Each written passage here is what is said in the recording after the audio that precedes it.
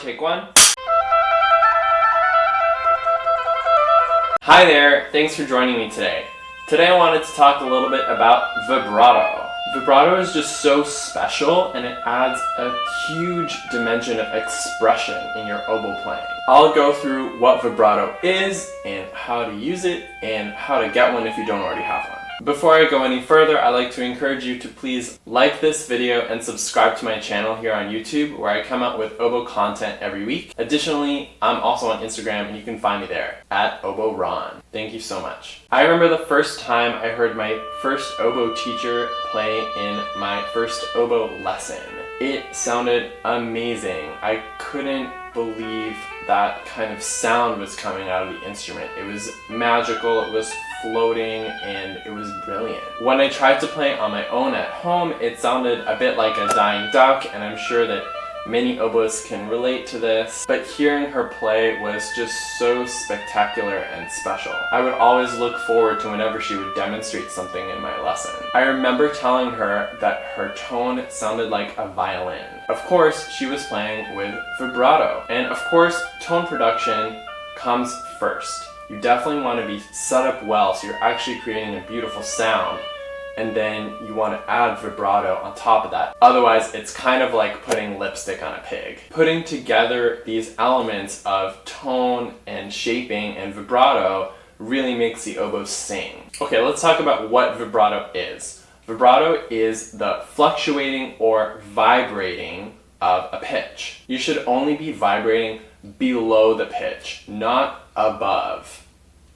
A great app to help you visualize this is called Tunable. I recommend it for all my students because it has an amazing visual tuner. It also has a drone, metronome, and the ability to record all within the app. This is not sponsored by Tunable, but Tunable, if you're watching, thank you for everything you do. Also, I will accept a t-shirt. Vibrato can be represented by a wave. The variables of vibrato are frequency, which is how fast or slow you vibrate, and depth, which is how deep the vibrato goes. It can be very shallow or it can be very broad. Vibrato adds so much to the sound and can add like a spinning effect inside the tone. But different pieces and different moments require different amounts of vibrato. The best way to learn and build up a vocabulary of what kind of vibrato you can use is listening to lots of recordings. Some of my personal vibrato heroes are Joyce DiDonato,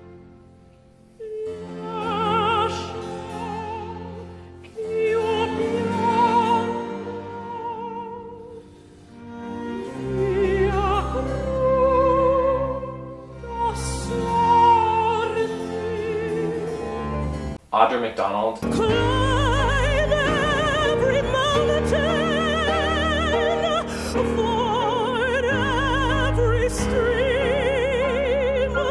and Pinka Zuckerman.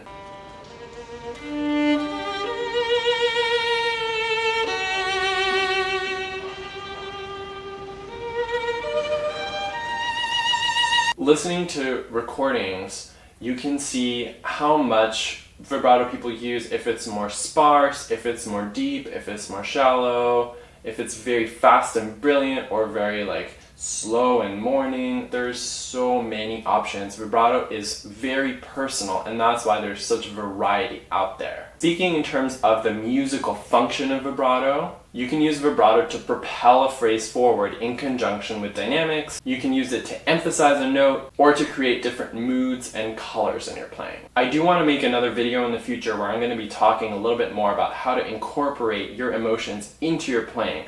Vibrato does play a big part in that, but more to come in a future video. Okay, let's talk about how to get vibrato. There are many physical ways to create vibrato, but the one that I'll be talking about is called throat vibrato. To do this, when you start your vibrato, think of a little tiny baby cough.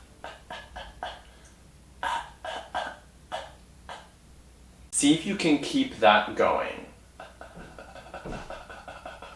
Once you've done that, try it in the oboe. Different notes are easier or more difficult to vibrate depending on the resistance of that note. I suggest trying F at the top of the staff.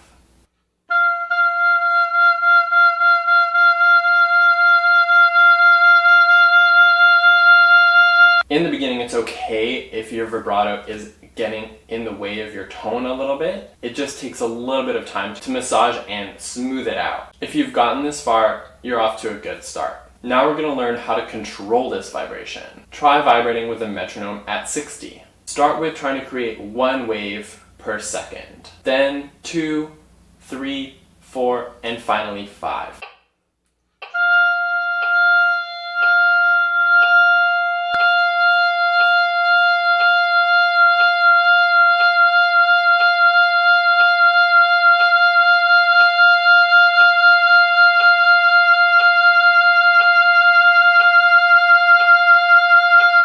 The point of this exercise is to give you control over the frequency of the vibrato and to help you be able to adjust the frequency of the vibrato with ease. It can take weeks or months until you've mastered a very consistent vibrato, so don't give up. Aim for a vibrato that's even, natural, and not too choppy. Keep refining your ideas of what you want your vibrato to sound like through listening, and try to copy those and emulate those in your playing. So then you can record yourself and listen back as you try to recreate the concepts that are in your head. I'm going to do a little demo of that with Audra McDonald singing Summertime.